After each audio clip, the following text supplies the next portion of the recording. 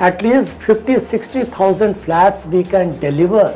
We infuse 5 crore, 10 crores per month. The money is not there in the system yet. Till today, nobody has questioned banks. So without my consent, even against my instructions, the money is released to the builder. Maybe in a week, one builder goes to jail. People have to start thinking where the poor buyer is going to get money from.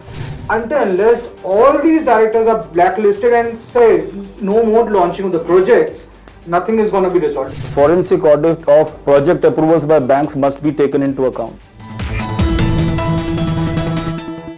Hi, welcome to the Property Show. I'm Jayashree Kurup. I'm editor MBTV, and today we are discussing a subject that is going round in circles. We are looking for solutions. The Supreme Court says no buyer can be forced to take a flat if he wants a refund. What does this mean for the market? We have a very important panel here. We've got Mr. Balvinder Kumar. He's representing UPRERA. We've got Aditya Parolia. He's representing a lot of buyers. And we have Mr. Patni. He represents the buyers of MR.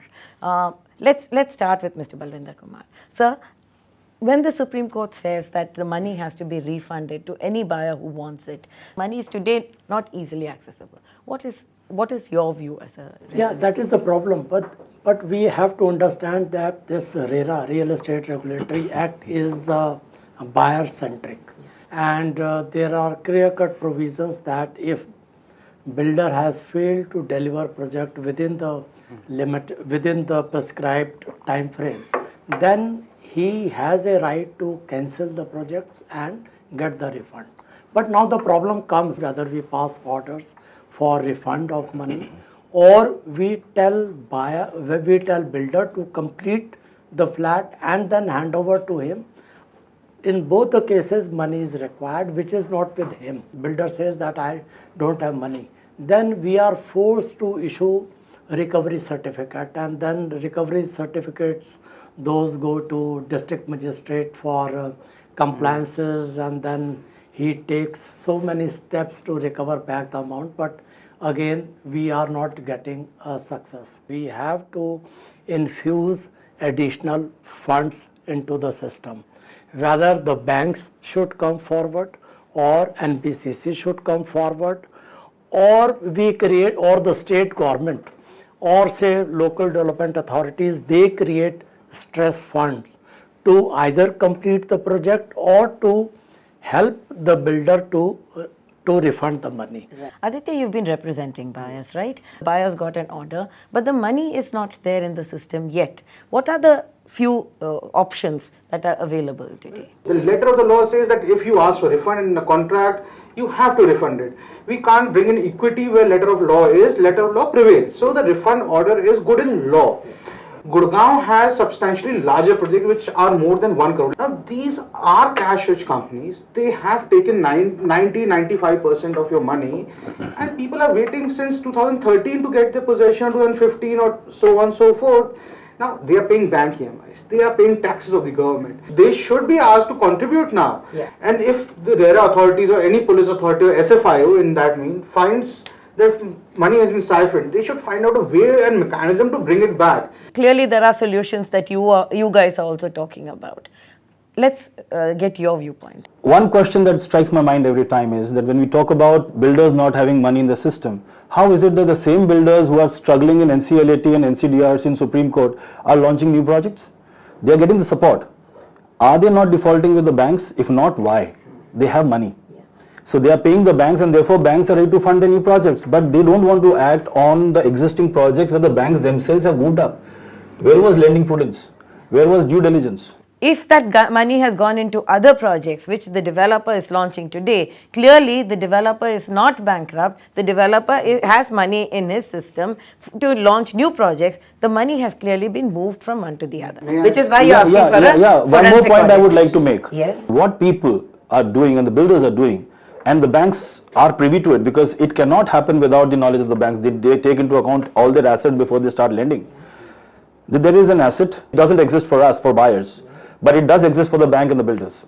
As RERA, can you now order that these land banks should be diluted so that the existing projects can be completed? We can't club all builders into one category, that is that they are willful defaulters. Yes. That is not the case, because certain projects have failed because of circumstances, like especially in Noida, Greater Noida, Ghaziabad, because of development authorities, because of NGT, they pass such an impractical orders, like on the plea of bird sanctuary, they stopped construction, and then there were certain policies at the local level by the authorities which were not conducive for completion of projects. So second is, all this is a systemic failure where local authorities like Noida, Greater Noida or Ghaziabad Development Authority, they failed miserably in overseeing the projects. Builders, of course, they failed because large number of builders, they willfully diverted money to different other projects, or they siphoned out the money for some other purposes. Then banks are also responsible because they never cared that whether the money which is going to the builder is being spent or not. So it's a totally systemic failure. In RERA, we are carrying out forensic audit. We are preparing a mitigation plan for each project, and we are taking up with the state government to create some stress fund. We will also request banks to come forward. Builders say that you give me 5 crore or 10 crore in a month and I will complete this project in 6 months, 8 months. At least 50-60,000 flats we can deliver, provided we infuse small amount of money, 5 crore, 10 crores per month in say next 6 months. But the problem is that who will come forward to fund these projects. So, for a bank who has already lent to that project and hasn't got its money back, doesn't it make good sense to put that money in and complete the project and get its money back? Unfortunately, Till today, nobody has questioned banks, and till today, nobody has questioned the authorities of that local authority who gave the lands. Why did you do it? Did you cancel the license? Let's take that scenario. If you terminate a license, what happens to the buyers? we have 3 options available if we deregister their project. Number 1 is we ask buyer association to take over that project and complete. Second is we bring a co-developer, infuse funds and then complete. Third is if there is a additional land available or additional FAR is available, so that the builder, the co-developer, he can construct some 2-3 more towers, or he can sell the surplus land. You've got one order. Where will this order take you? The fact is that nobody was ready to listen to the buyers. The project that I am in, there are about 1100 flats. When we raised this problem, about 793 or 800 flats were sold. Builder says we don't have money.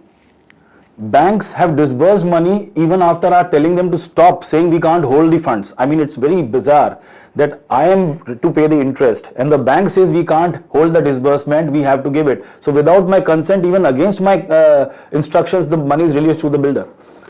But the builder has continued to sell these balance 200 plus flats and raise funds. If I take an While average, you were in court? Yes. Okay. They have been selling all through. I've got mailers even yesterday that the builder is selling flats. Why is it that the banks who are funding me and other buyers could not come forward, take charge of the project, say we'll take over these 200 flats, we'll sell and we'll take the proceeds and we'll pump in money to complete it? No bank wants to do that. They are just in a race to raise their disbursement levels to be number 1, number 2 or have a market share. They are very rude, unapproachable to the buyers or their own consumers. They have no other remedy than to approach the court, and court has to follow the letter of the law. Sir, can the court's order be enforced? Yeah, exactly. This is the additional responsibility lies with the RERA, because we have to pass orders and at the same time we have to ensure that our orders are implemented. We are also passing orders asking the builder to hand over the project in say fixed time limit, but not later than December 2019. But the problem is compliance. So what we are doing is now we are sending recovery certificates to the DM, and then DM will issue quirky orders, and then he will also put builder or other director in jail. In fact, in Noida, Greater Noida, I think in every fortnight or maybe in a week, one builder goes to jail. So we need more jails now. The regulators, the NCDRC, the banks, everybody has to play a positive role. I booked a property in 2011. Even if as an average I have to pay 75,000 rupees a month as a EMI, my cost of acquisition in 7 years is not 1.25 crores. Yes. And where do I go next from here? So the only solution that I see is I don't build my further liabilities, I get my money back, and that's it. Unless there is a resolution to that, just to safeguard the builders and where the builders will go, where will they get money from. I think the dynamics have to change and people have to start thinking where the poor buyer is going to get money from. So in many cases, we have passed orders. We are asking buyer association to complete, or we are taking other measures. But simultaneously, NCLT they are appointing IRP. So this has added another dimension to this problem. Once you're in the NCLT, at least the work stops Yeah, right there. then- yeah, then it I becomes have- a full stop. They can't Then sell, they can't liquidate assets, whereas in any of the proceedings they can. Yeah, this is now maybe I think in near future Apex Court will will decide on this particular issue. Then when people are coming to one forum, then whether they can also simultaneously go to other. But what I want to say is why RERA authority is or any other court is not lifting the corporate weight. Until unless all these directors are blacklisted and say no more launching of the projects and first finish this project and then we will give you another license, nothing is going to be resolved because every corporate entity is different in law, and this is what is happening. They are floating new companies, launching new projects, Right. and that the problem lies. So that's where his original demand that there should be forensic audits. There should be. Where if a developer A has one project, he's not delivered, there has to be a forensic audit to know how many companies he has floated, how many he is still floating, and which are the new projects that he's launching. And as a way forward, I would suggest forensic audit of project approvals by banks must be taken into account. I can share with you that banks have responded back saying we have approved the project on the assurance of the builder. I don't understand, Aditya can better explain it what an assurance means in legal terminology. So I think a forensic audit must include the project approval, because unless lending process is linked with the construction, the selling process, the complete solution will not come about. You can't move on if the project is not complete. You're not able to exit the project because they say there's no money in the system. And if you need money in the system, how will you make sure that this money has to be pulled out of the system and refunded or used to complete the project? So I think what RERA should do is, RERA must say no more sales unless you get over this mess. The land bank that you have, the project you applied for, mortgage it to the bank, raise funds, complete it, get over with it, and come back, we'll give you the approval right. Unfortunately, the approval is not given by RERA. But certainly we can intervene. See, And this is the excellent. This is what you, because what is happening is builders also feel. I was surprised. Some people said, they say that RERA mein to 3 stages aur jana padega, appellate and then High Court and Supreme Court. So they say builders are preferring buyers to go to RERA. I mean, that should not be the impression, ma'am. So unless RERA says, I will not give you a license number, a RERA number, till you have sorted this out, I think at least a larger mess would be sorted out. Good thing about RERA is they have two functions, judicial function and administrative function. That is the fabulous thing which NCDRC or NCLT does not have. Even Supreme Court does not have it. The buyers have aggregated themselves, they're fighting. I think the RERA is very willing to listen to buyers and try and find solutions. In fact, this conflicting situation arises every time when we sit in the court. Right. There are one set of buyers, they say that I need money and I don't want to be now part of this project, and I have every right to cancel, so you give me money. Other set of people, they say no, we are willing to take possession and but they will have to wait for certain time, say maybe 3 months or 6 months or 8 months. So there what we are doing is we are asking the buyers either to wait for some more time, or you take money and let the builder complete this project. But we do this only in the cases where we get affidavit from the builder that yes, he has tied up everything and he will complete this project not later than December or at the most March 2020.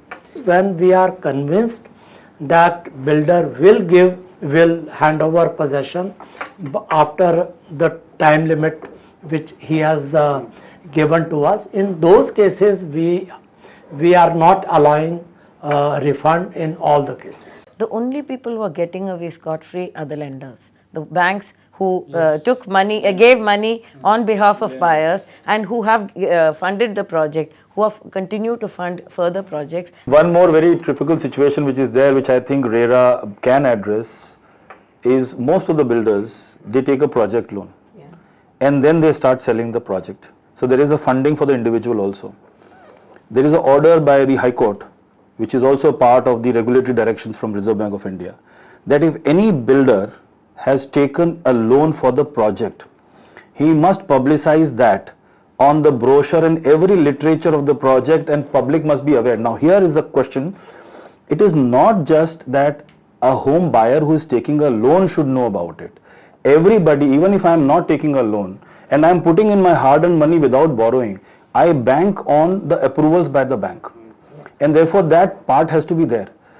I can challenge 90% of the builders don't publish their project funding on their brochures, and therefore public is unaware. The banks who are doing individual finance, they also don't take care of that. That should go in the tripartite agreement. In the same project, typically I have seen that one builder has got the mention of the third of the project loan, the other bank has not even taken the reference of that. How does this happen? So there is a third party interest which is there in the project, that is multiplying the problems further, because the same asset on which I am seeking refund, there is a bank which has funded it. Retail lending must be taken somewhere on the hook as far as RERA is concerned, because they cannot be let to go scot-free with whatever they do. Absolutely, because the consumer continues to pay the EMIs. Exactly, because where do I go for a recourse? So there is a problem. Now I am not able to pay the EMI. I will have to go to Supreme Court or NCDRC or somewhere to get a stay on my EMIs because there is a goof up. Multiplicity of litigations, prolonged litigations. Why can't RERA take a call on that? As far as retail lending for buying properties is concerned, because that's a related business. But it's not there in the. It's not there right now. So this is terms. one solution that I'm offering, and this will be good for all times to come. As Aditya was saying in Singapore, everybody is taken on board. Here. We are only figuring out who are the agencies. Exactly. The problem was, Jayashree, for a long time this was an unorganized sector.